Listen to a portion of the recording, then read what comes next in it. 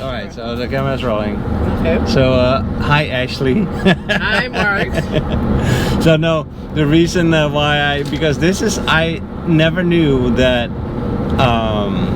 Metro. So Ashley works on the Metro's tower in New York, like that guides all the metros. You have to tell me about it. Well, so, I do work for New York City Transit in New York, and I do work for the subway system. So similar, you're just picking me up from the airport. We do have tower operators, and we control all the signals and the switches that help the trains move throughout the system. So I thought that was always all automatic, no? Some of the system is automated. A lot of the system is automated. But so as you imagine, this is a system that's part of it is antiquated, and the system is being modernized. But for the parts of the system that is not as modern or computerized, they have someone like me who is at key locations that monitor and manipulate the service. So your main job is to make sure that so that every train is of course like safe, not going to bump into another train. Exactly. But you do the switches of the rails and stop signs. Of course, yes. Also, the stop signs are probably also automatic, right? Well, like on the train tracks, you have features, or you have tripping devices that correspond with the signal. So with the red signal, you would have a stop arm. It comes up underneath the train, and it's a safety feature. So just in case if a train operator doesn't stop, it would automatically make the train stop with a red signal. Right, if he wouldn't see the red signal for some reason or so. Correct. And then because there's a train stopped in ahead of him that will stop the next train also. You got it. So that's like a safety feature. Yes. But still accidents happen, because I'm from the Netherlands and we just had a horrific train accident. It's not metro, it's not subway. It's just a regular train. But what actually happened is that a car had to cross the railway and asked for permission, and they told him to wait for 10 minutes, but he didn't wait. And he crossed the railway and then got hit by one train, and then came a passenger train, and the passenger train hit the first train. Wow. So that was, but it's amazing to me that these things can happen. That's just human error. Sure. He has to wait for permission, that doesn't do it. I mean, you can imagine, like, where I work out, accidents do happen, They do? They do. Of course, you seem to be cool. I'm just saying it happened. No, I don't mean it like that. It's a large system. It's one of the largest systems in the world. So you would, things happen, whether it's human error, mechanical error, or just, either of those two, things are variables. So, but for the most part, I would say that, our system is pretty safe. I've honestly never heard of a metro subway accident in New York. I've never heard of that. Sure. It does happen. You're a YouTuber. If you go and you Google it, you'll see things come up. Well, maybe better not, because I still want to take the subway. But I mean, New York. I don't know if this is gonna be. Hopefully, this is not in the part of it, because I don't want to talk badly about the system. But for the most part, like for my job, all of us, we get trained very well. Sure. My training is very specialized as well, because we actually, know the components. We operate machinery. Some of the machinery that we operate is actually very physical work. So as we're moving a lever, it's also moving a switch in the field. We also know the components. In case of an emergency, if we need to go to the track, we're also trained to know how to move switches manually on the track in an emergency, but it almost never happens. Right.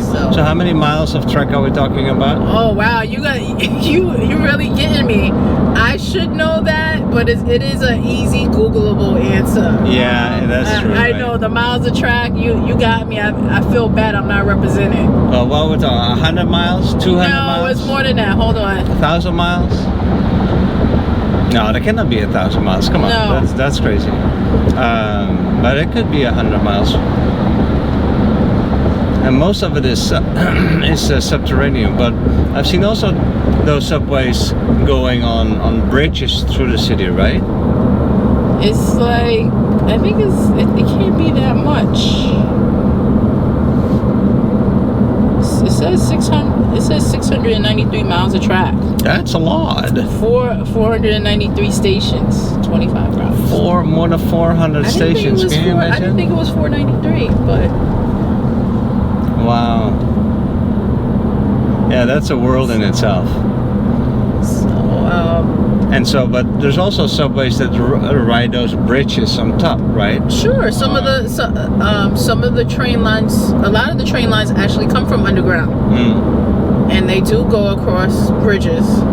Right. And you can actually ride, and you can actually ride the train and be, riding across a bridge. Yeah, I know that's from the movies. So. That's cool. Hey, but you also operated a train. Sure did. I started as a conductor.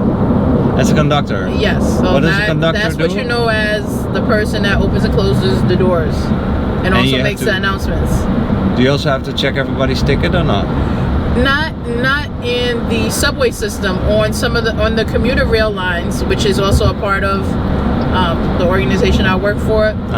They do collect tickets and handle money, but in the subway system they do not. Okay, so there's no hole punching for you anymore. No, never. In the past, historically, conductors did collect fare on the subway system, but everything is modernized now. People have a Metro card, or now they're using their phones. Pretty soon everybody just tap their phone and they have entrance to the subway system. That makes so much sense. All of our phones are pretty much compatible to do that now. Or you just tap your phone through the turnstile and it just lets you through. It's like a pass in your wallet, and then you show the pass on your phone, and then it can automatically take it. Or sometimes you cannot jump the fence. You jump, definitely in New York City. That's a big problem right now. Or are these fences like super high that you? No. You can just jump those little gates. No, every day that's a big problem. People don't pay. Just like the movies. So I don't know if that's something that they're. But then how do you? I mean, if the conductors don't check people for their. No, that's not how it works, Mark. When you enter a station, you pay your fare there, and then you get on the train. So the conductor has nothing to do with the fare. Right. So almost like you're entering a building, or they enter a train station. There's a turnstile. It's a port of entry. They have either a Metro card or they use their phone, and that gains them access. And then they'll walk to the platform from there and get on the train. And so you pay at entry, you say? Yes. But then how does the system know how far I'm gonna go? So aren't you supposed to pay on exit? So that it's one fare. Oh. It's one price. And how much? Right now it's $275. Oh. Right now it's $275. That's not so bad. Right, so that can take you wherever you want to go for the most part. You can transfer to another train line. It's not like some of these other lines where you have to, pay for distance. You pay one fare and it pretty much gets you wherever you want to go. You just have to transfer to another line. You might have to transfer 2 or 3 times. Can you also have a subscription, a monthly fee? They do have monthly and weekly cards. But that's not my expertise. That's not my expertise either. But but they definitely do that. The whole pay. Like if somebody was to see, I don't wear uniform, but sometimes in certain situations I might be identifiable. And I definitely try. I definitely try to stray away from the fare. And of course, I'm in New York, so people don't necessarily want to pay, or they, everybody's looking for a freebie here and there. Of course. So, hey, but you started as a conductor, but what I've always learned is that the conductor is actually the boss of the train, because the conductor says when to go. and when to stop. And it's not the driver of the train. It's Where did the you boss. learn that from? In my country, in the Netherlands, the train drivers are not the boss. It's the conductor that's the boss of the train. Wow, that's awesome. It actually is. It actually is the same. It's the same in the. It is the same. Yeah. The conductor is in charge of the train. Yeah. So that's actually then strange a little bit that you start as a conductor and then move on to be a driver. Or Yes, I did. I did that for a brief time. I did also. The person in the front, they call them where we're from, the train operator. train operator. Thank you. So, but yes, the train operator is in charge of the movement, but the conductor's in charge of the train and pretty much can stop the train at any time if they so choose. Right. Have you ever had somebody pulling the emergency brake? All the time. All the time? All the time. No. It happens very frequently. It happens Why? very frequently. What are the reasons? Is that Well, right now, I would say in the subway system, they have a lot of, Bombs. vandalism or people just causing ruckus in the system. junks? So you have, kids, just people that just want to be, vagrants. They'll just, pull the emergency brake just cause. Oh, really? They just do it for fun? Yeah, some people do it for fun or just to create havoc. And usually when that happens, of course, the train operator or conductor, they have to go back and, reset the brake. So that causes delays in service. And you probably have to go find out who pulled the brake. Of course, yeah, you have to ask why. Maybe because maybe it's a real emergency. Right. It could be a real emergency of why someone stopped the train. But then usually it's not a real emergency. I wouldn't always say that. But what I can say is like they have with the more modern trains, they're designed now that if someone pulls the emergency brake, that the train doesn't necessarily stop automatically because it used to cause so much delays in service. Right. So what it will do is like if it leaves a certain amount of feet from a certain amount of feet from the train station, from the station, it keeps going. It will keep going, but the emergency brake won't apply until the train stops in the next station.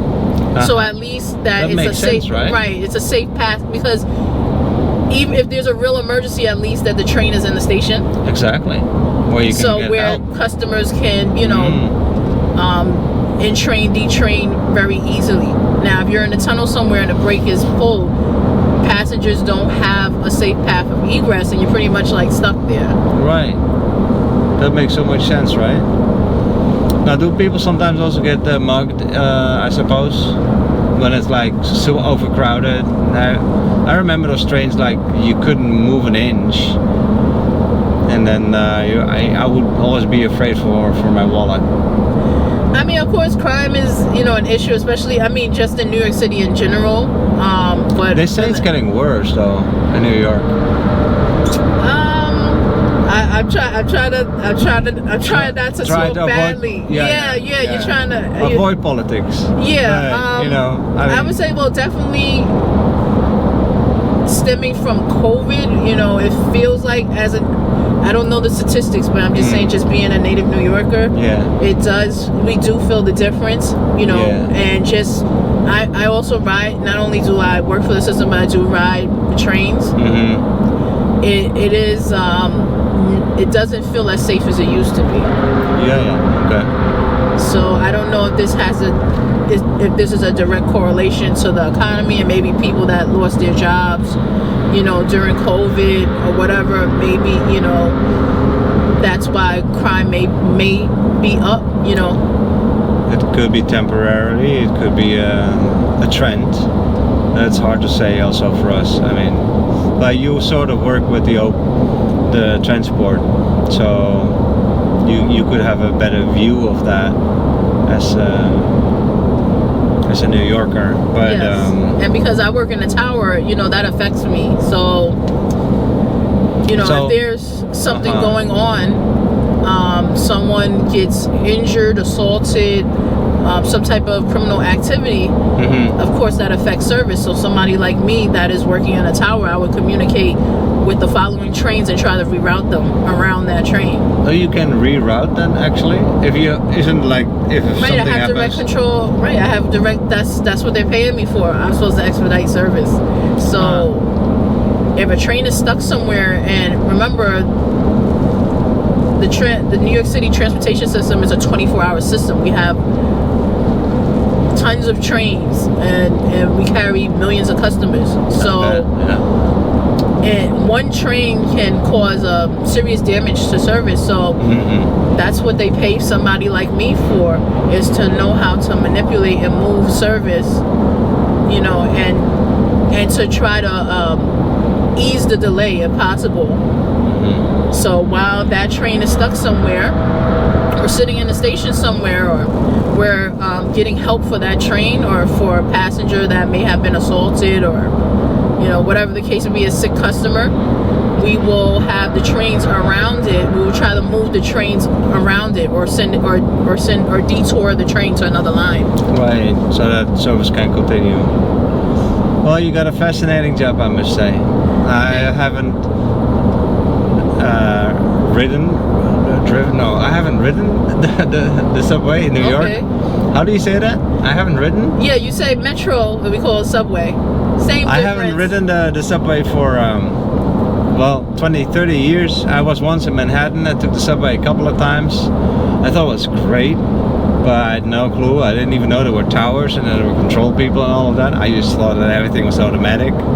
But that's, of course, you know, when you're naive, and I was young in those days, so I did not understand those things. But a lot of us, you wouldn't see us. I mean, in a way, I would be like, you know, like a Ninja Turtle or something. You know, and there's a lot of towers where we have to walk into the tunnel, so you would never see us. Or there may be a little office, you don't notice it, with the window, and we can see you, but you may not necessarily be able to see us. But we're really also.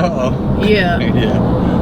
So there are towers that are located outdoors, and there's many towers underground, and some of them. Where are you located? I work all over. All over. So they put you in different throughout towers? the boroughs. Yeah, I work at different locations. We also, you know, we have train yards where the trains get stored and repaired and washed. So every tower is then responsible for a certain section. Exactly, or we call it interlocking. And you are able to work for many sections. I'm trained pretty much to, as long as I know how to operate the machinery. What I will say is that we do get, if I go to a location that's unfamiliar, you know, someone will train me about the service in the area, but just the general logistics of the job, you know, I already have that training. Yeah, okay. So the devices are the same, the technology is the same, but you need to know the ins and outs of that area. Right, we get trained. We have there's 4 standard machines that we get trained on, and you know, we go through an intense training. Of course, we get, you know, refreshed periodically on the equipment.